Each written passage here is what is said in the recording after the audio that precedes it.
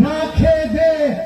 এই যে আমার মামনিরা, আমার বোনেরা, আমাদের মেয়েরা, আপনারা ছেলেরা, ভাইয়েরা, ঈশ্বরের এই ব্যবসায়িক সাংবাদিক পেশাজীবীরা থেকে আপনারা এবং রেল শ্রমিক দলের সবাই অধীর আগ্রহে এই পরিশ্রম করছেন। সত্যি আমি এজন্য কৃতজ্ঞতা প্রকাশ করছি আপনাদের কাছে। আজকে বেশি বলবো না, শুধু একটি কথা বলতে চাই। আমার প্রাণপ্রিয় ঈশ্বরদের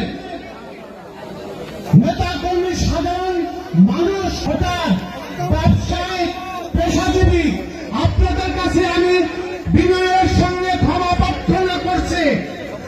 আমি আজকে মুক্তি পেয়েছি। 5ই আগস্টের পরে অনাকাঙ্ক্ষিত অনেক ঘটনা ঈশ্বরদের ঘটেছে।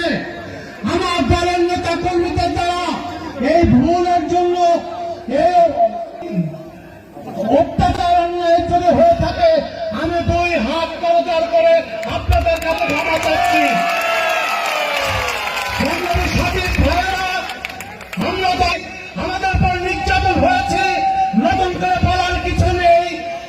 মোদী এই বিএনপি রাজনীতি সম্পৃক্ত করেছেন, তাদের উদ্দেশ্যে আমি বলতে চাই, এখানে উপস্থিত জনগণ যারা আছে তাদেরকেও বলতে চাই, হ্যাঁ, 72টা ওয়ার্ডের প্রত্যেক নেতাকর্মীকে আমি উদাত্ত আহ্বান এবং নির্দেশ দিচ্ছি, যে নেতার হাত ধরে প্রকৃত স্বৈরাচার মাফিয়া সরকারের এই কর্মীরা বিএনপি করতেছে, তাদের লিস্ট চাই। সেই নেতার বায়োডাটা সহ আমি তাদের বায়োডাটা সহ লিস্ট চাই। আগামী 15 কার্য দিবসের মধ্যে ঈশ্বরদের থানা পড়ার প্রত্যেকটা ওয়ার্ডের নেতা কর্মীদেরকে আমি উদাত্ত আহ্বান এবং নির্দেশ দিচ্ছি, যারা এই পলিটিক্স করেছে, এই অন্যায়কারীদের নিয়ে এই দলের মধ্যে পরিবেশ, তাদের লিস্ট আপনারা আমাদের কাছে পৌঁছে দেবেন।